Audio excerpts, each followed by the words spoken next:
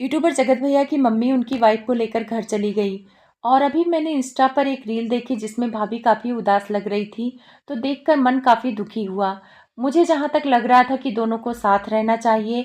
अगर अम्बाला रहते तो दोनों साथ रहते, चीज़ें सही करते, लेकिन मुझे जगत भैया की तरफ से कोई चीज़ें सही करती हुई नज़र नहीं आ रही है। जब तक जगत भैया को लगता था कि शादी नहीं टूटी है, तब तक जगत भैया बोलते थे कि माता वैष्णो की कृपा से मतलब हमारी बीबी मुझे वापस मिल गई है। और आप लोगों के सामने है, पूजा पाठ हुआ, वरमाला हुआ, तो लग रहा था कि सारी चीज़ें सही हो गई है। लेकिन जैसे ही सगाई टूटने की खबर आई, वैसे ही जगत भैया बदल गए।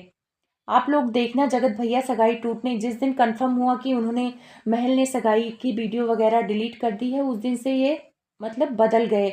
और सारी चीज़ें मतलब भाभी के खिलाफ करने लगे, जैसे कम्युनिटी पोस्ट करना, उनको बदनाम करना। मैं ये नहीं कह रही हूँ कि जगत दीदी के टच में होंगे, क्योंकि मेरे पास तो कोई सबूत है नहीं। भाभी भी शक के आधार पर ही बोल रही हैं, क्योंकि जब इन्होंने पर्दाफाश वाली वीडियो बनाई थी तो उसमें बोला इन्होंने कि मुझे यकीन है कि वो दोनों बात करते हैं। फिर किसी के लाइव में आती हैं तो बोलती हैं कि मुझे शक है। तो यकीन और शक में बहुत दूरी होती है। और आप तब तक अपनी मदद नहीं कर सकती हैं जब तक आप एक बात पे स्टैंड नहीं लेंगी। अगर आपको यकीन है तो यकीन बोलिए, और शक है तो शक बोलिए। लेकिन इनकी जो परिस्थिति है उसमें यकीन और शक में मतलब अंतर कर पाना मुश्किल है, क्योंकि जैसे ही ये यकीन करती हैं वैसे ही इनको ये दिलाया जाता है, जैसे घर वाले भी बोलते हैं, सास वास भी समझाती होंगी कि ऐसा कोई बात नहीं है, वो टच में नहीं है।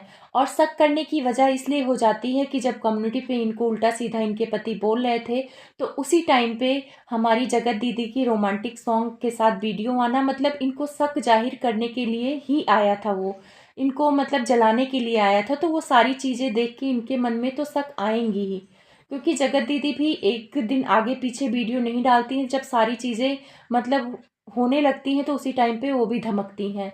तो चाहे वो जलाने के लिए बोलती हूँ, चाहे वो अपना बदला ले रही हूँ, चाहे इन लोगों में और दूरी पैदा करना चाहती हूँ, वो उनकी अपनी सोच है। क्योंकि भाई उनके मन में तो कोई घुसा नहीं है कि वो क्या सोच रही हैं। जैसे मान लो प्लेन वाली वीडियो डाली थी उन्होंने, जब 2 दिन से घमासान हो रहा था कि वो मिलने गई, तब आके उन्होंने लाइव मतलब लाइव 2 दिन बात किया था इन्होंने। तो जब ये सारी चीज़ें हो रही थी तो आप उसी दिन आके बोलते कि भाई मैंने वीडियो डाला है, मैंने काम करना है। जैसे उस दिन लाइव में बोला कि मैं गानों का चुनाव तो कर नहीं पाऊंगी, जो गाने मिलते हैं मैं लगा देती हूँ। तो यही सारी चीज़ें एक दिन पहले आप बोल देती, जिस दिन हल्ला मच रहा था, जिस दिन भाभी के मन में भी शक हो रहा था। तो ये भी जान के शक पैदा करती हैं, क्योंकि 2 दिन बाद आके आप ये चीज़ें बोल रही हो, तो ये फिर तब तक 2 दिन तक इंसान सोच सोच के पागल हो जाएगा कि मेरा पति मिलने गया है। तो ये सारी चीज़ें ना दोनों तरफ से हो रही हैं। सामने वाला बंदा तो एकदम प्यार में पागल है, वो तो एकदम से कोई मतलब दो राय नहीं है। लेकिन हमारी दीदी की भी कहीं ना कहीं गलती है कि वो सारी चीज़ें परिस्थिति के हिसाब से पैदा करती हैं। अब कल ही जब भाभी का मतलब वीडियो आया था कि वो अब कुछ बोलेंगी नहीं, ये सारी चीज़ें जो हो रही हैं उनको सही नहीं लग रहा है, अब कुछ ना कुछ एक्शन लेंगी वो इन सब चीज़ों पे।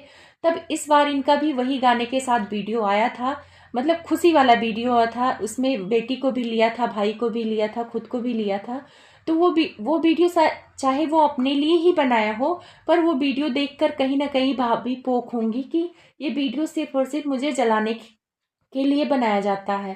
तो जब सामने वाले बंदा से एक बार लड़ाई हो जाती है ना, तो वो किसी और से अगर कोई और भी बात कर रहा हो तो हमें अगर सुनने में लगेगा कि वो हमारी ही बुराई कर रहा है। तो वही सारी चीज़ें भाभी के साथ हो रही हैं। तो भाभी को अगर स्टैंड लेना है तो ये शक और यकीन का खेल नहीं खेलना होगा। अगर यकीन है तो यकीन से बोलो, और शक है तो शक को छोड़ो, क्योंकि शक शक से इंसान की ज़िंदगी खराब हो जाती है। लेकिन आपके केस में शक भी सही निकला, तो फिर आपका शक ये भी हो सकता है सही निकल जाए। क्योंकि 1.5 साल से आप शक के बीच में फंसी रही, और आपकी मनोस्थिति हम लोग समझते हैं कि इंसान शक इसलिए कर रही थी, आपकी भाई बहन है तो शक कंफर्म कर भी नहीं पा रही थी, क्योंकि ये लोग भाई बहन के आड़ में अपने रिश्ते को गंदा किए ना। अगर ये दोस्त होते तब ये शक आपका यकीन में बदल जाता। पर इन्होंने भाई बहन के जो परपंच रचा था ना, उसमें आपको मेंटल टॉर्चर किया दोनों ने। जब भी आप इन पे यकीन के साथ कुछ बोलने जाती थी तो उधर से जगत दीदी हड़का लेती थी, इधर से इनके पति हड़का लेते थे। और कल मैंने एक लाइव देखी जिसमें भैया आए हुए थे और उसमें बोल रहे थे कि जैसे मैं 4 साल पहले पहले रह रहा था वैसे मैं रह लूँगा। किसी ने बोला कि जब ये भाभी भी नहीं रहेगी तो क्या करोगे आप? तो उन्होंने बोला कि जब शादी नहीं हुई थी तब भी तो रह रहा था। मतलब इस बंदे ने पूरा मन बना लिया है कि इसको भाभी के साथ नहीं रहना है, इसको नहीं अच्छा लगता है। अगर जगत दीदी नहीं मिली तो इसको अकेले रहना पसंद है, पर भाभी के साथ रहना पसंद नहीं है। तो फिर ऐसे इंसान के साथ अपना टाइम, अपना इमोशन क्यों खराब करना? किसी सही बंदे के लिए आप ये करती तो समझ में आता। तो मैं इसलिए आपको बोल रही हूँ कि आपको अपनी मदद खुद करनी पड़ेगी। आपको अब किसी के बातों में नहीं आना है।